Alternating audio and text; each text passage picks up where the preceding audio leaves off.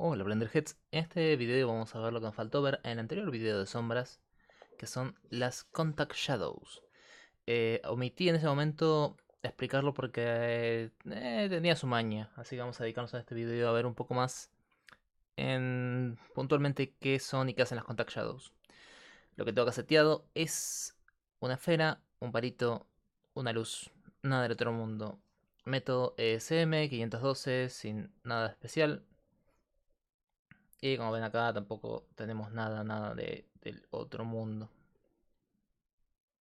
Vamos a ponerlo ahí, ya que estamos. Recuerden que Blender puede cambiar el tamaño de su interfase a voluntad, por si lo están viendo en un teléfono celular. Bien, entonces, ¿qué son las Contact Shadows? Primero tendríamos que ir a Eevee para empezar a renderizar algo. Y acá tenemos el resultado de la sombra ESM, SRP de grande. El resultado de la sombra ESM sobre la esfera. ¿Sí? Tenemos el palito que está proyectando sombra. Nosotros podríamos, desde las opciones de Shadows, cambiar esto a BSM, ya tenemos una mejor sombra, y pasarlo a High Bit Depth, lo cual nos da una sombra bastante mejor. Sin embargo, podemos ver que en la parte de acá abajo, donde hay contacto directo, como extraño Gris Pencil para hacer esto, tenemos esta... quiero... Ok. Tenemos esta área que está degradada con respecto a esta de acá arriba. Realmente extraño Gris Pencil para hacer esto. Entonces, ¿dónde actúan las Contact Shadows? Primero vamos a pasarlo a ASM para verlo más claro, porque acá se va a ver más claro todavía. Vamos a seleccionar la lámpara, Light Selected. Vamos a ir a la lámpara y vamos a ir abajo Contact Shadows. Una vez que lo activemos, vamos a ver que ¡ping! Aparece un pedazo de sombra que se ve ahí todo cortado, medio raro. Y esto es la Contact Shadow. Es un tipo de sombra que se calcula al vuelo en pantalla. Véndese como en Ambient Occlusion, parecido. Y nos ayuda, nos asiste a, a que la sombra quede un poco mejor. Les voy a explicar bien esto en el próximo ejemplo, pero antes vamos a ver más o menos las opciones. Distance. Esto está medido en unidades en el espacio, ¿sí? World Space Distance. Entonces, si yo mido acá, vamos a medir muy casamente esto. Ahí tenemos 0.098, digamos 1. ¿Sí? Vamos a 0.1. Y si yo me voy acá arriba, tenemos desde hasta acá, unas 5 unidades más o menos. 0.5. 0.5. Esto es un punto 5. Ahí está. Entonces, si yo ahora en la lámpara cambio esta distancia, podemos ver que donde dice 0.1 empieza a recibir sombra. Y a medida que lo voy subiendo, taca, taca, taca, hasta que lleguemos a 0.5, va a empezar a proyectar sombra ahí. ¿Sí? Entonces, esta distancia nos dice cuánto es la distancia máxima entre el objeto que proyecta sombra y la sombra que se va a proyectar. Primera cosa importante. Segunda cosa importante, tenemos el softness, que va a hacer que esta sombra sea más difuminada o menos difuminada. De vuelta le voy a explicar esto, el porqué de esto un poquito más adelante, pero la cosa es que podemos hacer que la sombra sea menos dura para que trabaje un poco mejor ahí. Vías. Depende, igual que con los otros vías de las otras sombras, que tan cerca o lejos está el objeto que genera la sombra. ¿Sí? Si yo tengo, podemos ver lo que está pasando acá. Si yo le doy un poco más de vías, la generación de sombra, no sé si se va a llegar a ver con YouTube, pero acá en este momento hay un degradado. Si yo cambio el vías, ese degradado se ajusta. Y esto también lo van a notar mejor en el próximo ejemplo, pero básicamente si nosotros tenemos un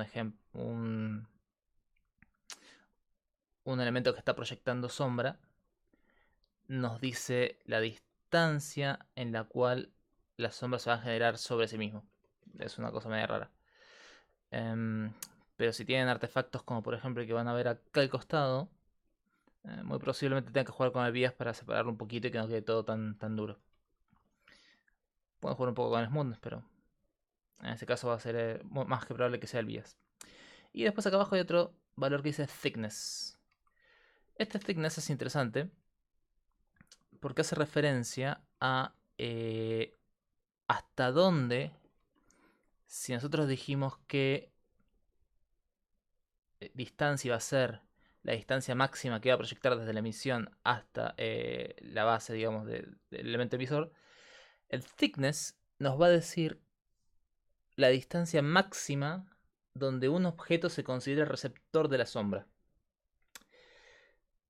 Y ahora van a ver qué pasa cuando subo esto. Si yo aumento este valor, van a ver que la sombra acá se va a empezar a mover. ¿Sí? Y yo le estoy diciendo que a esta distancia, este thickness, el objeto va a seguir recibiendo sombra. Ahora, esta sombra no tiene sentido porque la luz viene de este lado y debería ir para allá. Entonces, lo que se debería sombrear es solamente esta esfera. Acá entra uno de esos truquetes de lo que es Eevee, o sea, no son cosas reales. Esto está pasando en pantalla, ¿sí? Es un efecto de pantalla. Entonces, si nosotros nos pasamos con este thickness, vamos a empezar a afectar objetos que están fuera de lo que es el rango de efecto. Y en este caso, esta esfera se ve afectada porque, uno, cubre esta distancia en el espacio, y dos, está parada justo dentro del rango donde el emisor de sombra está generando una sombra, o sea, el objeto que en inglés me sale la palabra casting, sí, el que genera la sombra, está proyectando. Entonces, al momento que yo voy a aumentar esto, ¿sí? Me toma como una especie de radio en función de la distancia esta y me empieza a tomar objetos que están atrás, porque considera, nosotros estamos diciendo que a esta distancia para atrás va a haber, esto debería ser esta misma esfera que está acá abajo. Por lo cual tenemos que tener un poco de cuidado con esto y no abusar de este efecto de contact shadows. Es para cosas bastante sutiles. Entonces, si yo me limpio todo esto un cachito, lo que debería decir acá es que voy a tener una distancia lo suficiente como para que cubra el área que yo quiero sombrear. Eso fue un mosquito, perdón. Y después tal vez difuminar un poco. Y va a quedar como un efecto de pantalla. Como pueden notar, no es exactamente lo ideal en este caso. Hay un mosquito acá dando vuelta y me está volviendo loco. Y tiene efectos raros. Por eso no es del todo recomendable usarlo. Especialmente porque, y vamos a pasar al otro ejemplo. Ping. Wanderer de Daniel Bysted. Esto lo pueden bajar de la página blender.org/2.8. Hay una cantidad de ejemplos ahí. Y lo pueden bajar tranquilamente. ¿Te recordé? Sí, bien. Así que después les voy a dejar el link en los comentarios, o en el link de YouTube o Twitter. O algún lado van a encontrarlo. Busquen por ahí donde tiene que haber info y lo van a encontrar. Entonces, este modelo fue creado hace bastante tiempo. De hecho, fue las primeras builds estables de Blender. Daniel armó esto. Y tenemos un modelo que está espectacular. Vamos a ver un poquito que se colgó ahí. Entonces tenemos esta situación, ¿sí? Cuando se creó las Contact Shadows, esta era más o menos el efecto de sombra que teníamos. No teníamos ni Soft Shadows, no teníamos, creo que no teníamos ni High Bit Depth ni BSM. Teníamos SM, gracias. Y el único efecto que teníamos para suavizar sombras era... ¿dónde puedo encontrar la luz? Ahí está. Una vez que seleccione la luz. Lo único que teníamos para suavizar sombras era esta opción de las luces. Si no mato a este mosquito ahora, voy a terminar rompiendo el micrófono. Que dice softness. Entonces con el softness nosotros podíamos pasar de un efecto muy muy duro a empezar a suavizar un poco las sombras. Sin embargo, ahora tenemos otras opciones. Por ejemplo, si nos fijamos acá, ahora nosotros lo que podríamos hacer sería, si activamos las Contact Shadows, tener este efecto de sombreado. Lo cual está muy bueno. Y de hecho para eso se hicieron, para poder eh, compensar la falta de detalle de sombra y poder generar estas sombras que se ven muy bien, las Contact Shadows. Y además son chiquitas, no cubren gran distancia. Yo no voy a pasarme así y no debería ver la sombra sobre el brazo, pero sí sobre los detalles. Entonces vamos a traerlo un poco más al 2019 a esto y vamos a ir a las sombras, vamos a ir a pasar a BSM. Seguramente va a tener que recompilar esto un segundito. Blink. Vamos a pasar a 1024. De repente, cuando pasamos a BSM a 1024, recuerden que van a haber algunos artefactos que se solucionan con Bleed Bias y con High Bit Depth. La cosa se empieza a poner mejor todavía.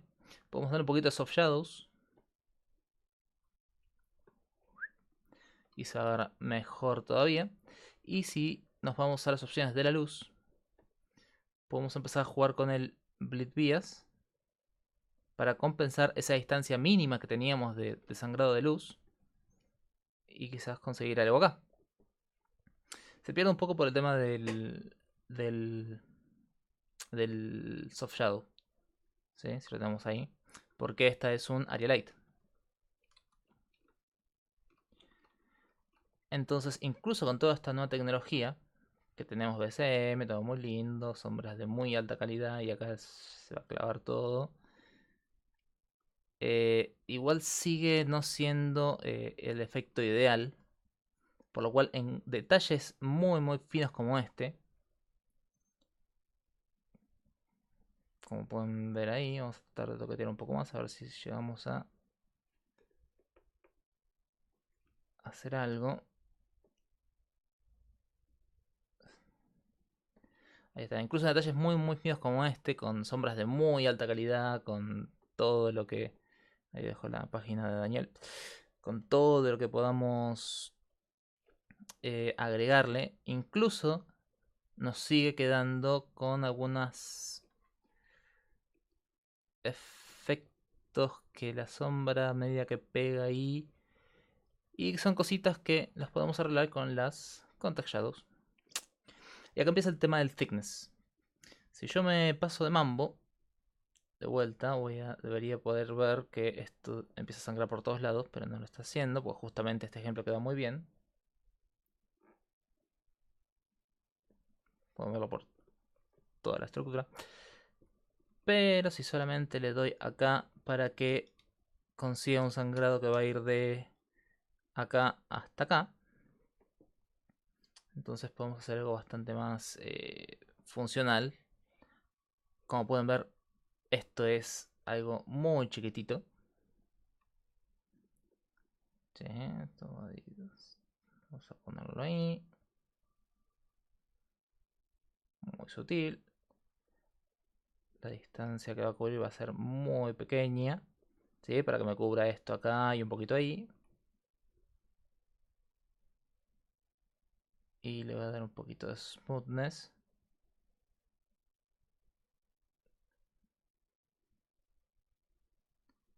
En fin, el bias lo voy a achicar.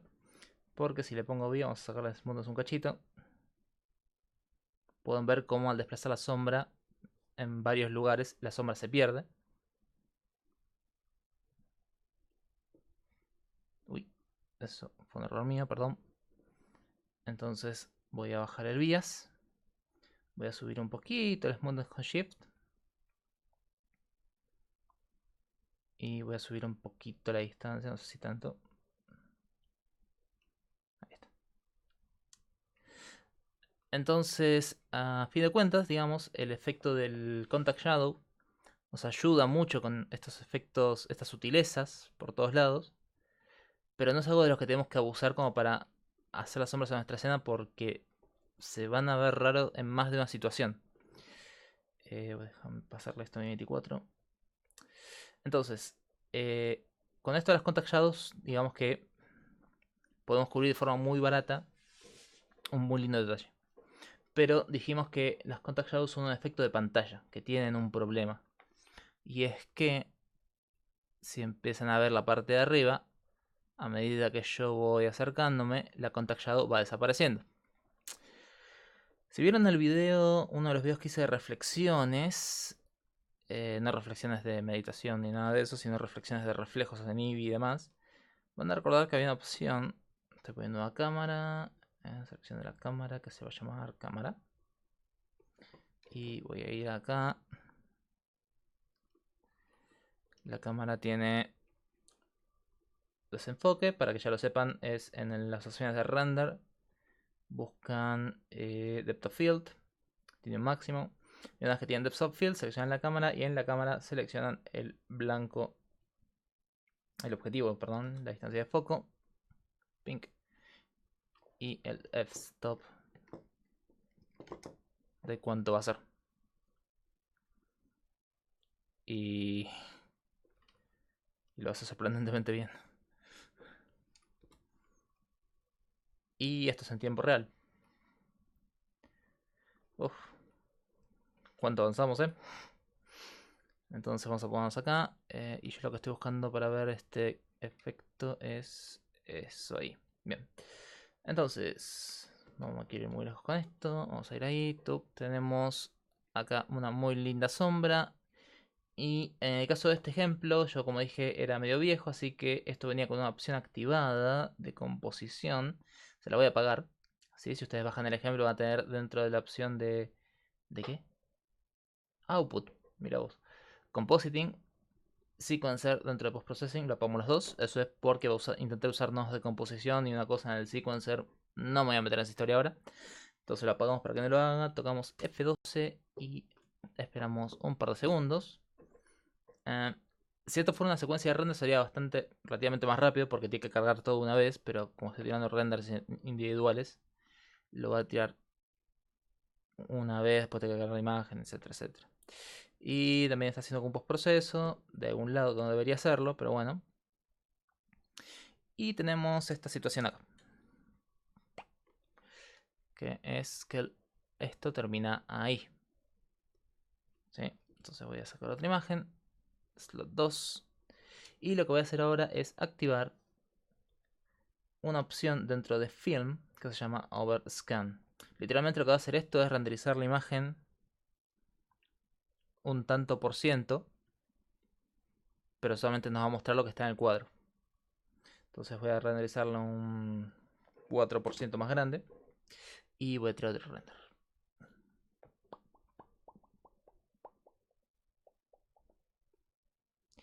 Y ahora tenemos esto que está acá.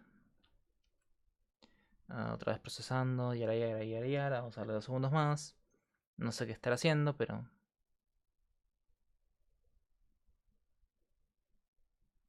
Ahí está. Entonces ahora tenemos esto que está acá. Si vamos a la imagen anterior, eso no lo teníamos. Y también tenemos un sangrado por acá arriba y demás. Lo que pasó fue lo siguiente. Como les dije, esta segunda imagen renderizó un 4% más de imagen. Entonces, para el motor de render, esta cinta sigue hasta por acá.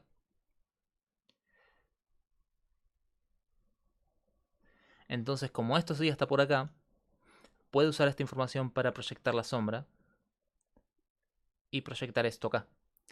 Como este slot, toda esta información extra no la tiene corta acá, lo único que puedo hacer es usar lo que está en pantalla, que es esto, y proyectar desde acá. Entonces el overscan nos va a ayudar también con las contact shadows, de la misma manera que nos ayuda con el ambient occlusion, de la misma manera que nos ayuda con el screen space reflection y refraction, porque todos son cosas efectos de pantalla.